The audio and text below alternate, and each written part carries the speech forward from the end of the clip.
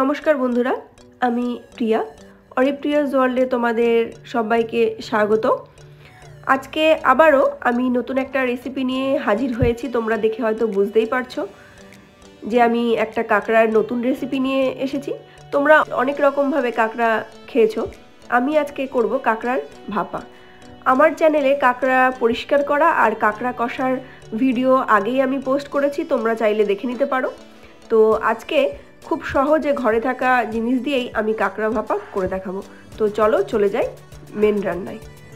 এখানে কাঁকড়ার যে দাঁড়াগুলো, বড় যে দাঁড়াগুলো, সেগুলো খুব শক্ত হয়।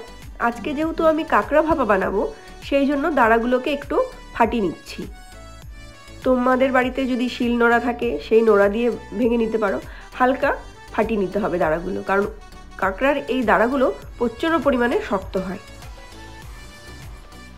তোমরা দেখে হয়তো বুঝতেই পারছো যে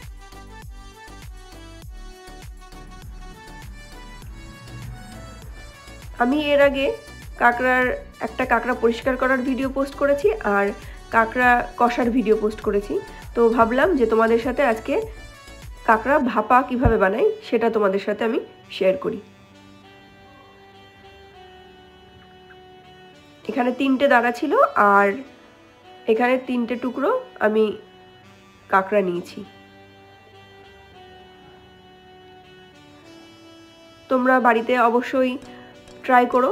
আমি খুব সহজে কম সময়ে এরকম একটা দুর্দান্ত একটা রেসিপি তোমাদের সাথে শেয়ার করছি। গরম ভাতের সাথে অতুলনীয়, তোমরা বাড়িতে অবশ্যই ট্রাই করো। এখন আমি একটা মশলা বানিয়ে নেব। নিচ্ছি পোস্ত আর এর মধ্যে দিয়ে দিচ্ছি কিছুটা কালো সর্ষে। তোমাদের কাছে যদি হলুদ সর্ষে থাকে সেটাও তোমরা অল্প পরিমাণে দিতে পারো। আর দিয়ে দিচ্ছি এর মধ্যে 2-3 টুকরো আদা আর কাঁচা লঙ্কা। আমি এখন এর মধ্যে দিয়ে দিচ্ছি কয়েক টুকরো কাজু। তোমরা এর মধ্যে চারমগজও অ্যাড করতে পারো, কিন্তু আমার কাছে চারমগজ ছিল না, সেই জন্য আমি কাজু দিয়েছি। আর এর মধ্যে দিচ্ছি সামান্য পরিমাণে লবণ, কারণ যেহেতু কালো সর্ষে দিয়েছি, কালো সর্ষে অনেক সময় তিতো হওয়ার সম্ভাবনা থাকে, সেই জন্য একটু লবণ দিয়ে পেস্ট করে নিলে এটা আর তিতো লাগে না। আর এর মধ্যে দিয়ে দিলাম সামান্য পরিমাণে জল, কারণ মশলাটা আমার একটা মিহি পেস্ট বানিয়ে নিতে হবে। তো চলো এখন আমি মশলাটা বানিয়ে নিই।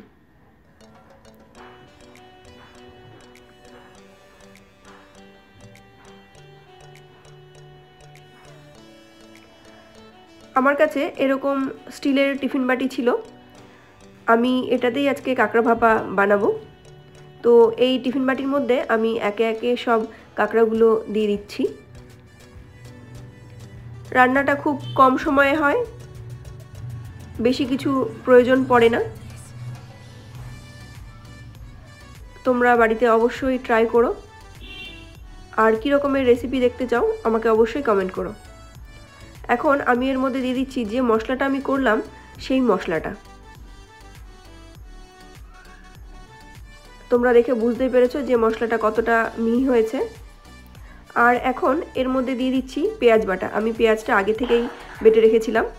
দিয়ে দিচ্ছি সামান্য পরিমাণে লবণ, তার কারণ আমি মশলাটা করার সময় তার মধ্যে একটু লবণ দিয়েছিলাম। দিয়ে দিলাম হলুদ গুঁড়ো, দিয়ে দিচ্ছি ধনে গুঁড়ো, আর আমি এর মধ্যে দিচ্ছি কালারের জন্য সামান্য পরিমাণে লঙ্কার গুঁড়ো। আর এখানে দিচ্ছি সাদা তেল। আমি এখন এর মধ্যে সাদা তেলই ইউজ করছি। এখন সবগুলো উপকরণ একসাথে আমি মিশিয়ে নেব। আমি এখানে চামচ ব্যবহার করেছি, তার একটাই কারণ, যেহেতু আগে কাঁচা লঙ্কা দিয়েছি, তারপরে লঙ্কার গুঁড়ো দিয়েছি। তোমরা সবাই জানো যে হাত দিয়ে মাখালে হাতে একটা ঝালের সম্ভাবনা থাকে, সেই জন্য আমি চামচ দিয়েই মাখালাম। তোমরা তোমাদের সুবিধা অনুযায়ী কাজটা করে নিতে পারো।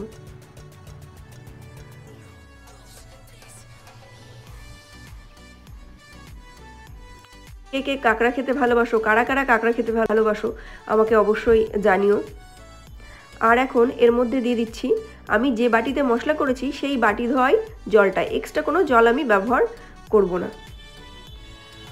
আর এখন এর মধ্যে দিয়ে দিলাম 2টো কাঁচা লঙ্কা মাঝখান থেকে চিড়ে দিয়েছি। আর এখন দিয়ে দিচ্ছি সরিষার তেল। আমি আগে সাদা তেল ব্যবহার করেছিলাম, এখন সরিষার তেল ব্যবহার করলাম। টিফিন বাটির ঢাকনাটা লাগিয়ে দিয়েছি। আর এখানে আমি নিয়েছি কড়াতে অর্ধেক কড়াই মতো জল নিয়েছি, তার উপর একটা স্ট্যান্ড দিয়ে আমি টিফিন বাটিটা বসিয়ে দিলাম। টিফিন বাটিটা একদম জলে ডুবে থাকবে না, টিফিন বাটির তলাটা জলের উপরে থাকবে। এখন ঢাকনা দিয়ে আমি ঢেকে দেব, 20 থেকে 25 মিনিট থাকবে।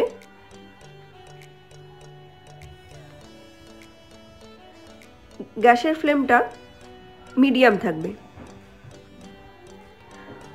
আমার এখানে 20-25 মিনিট হয়ে গেছে, আমি এবার গ্যাসটা অফ করে দিচ্ছি।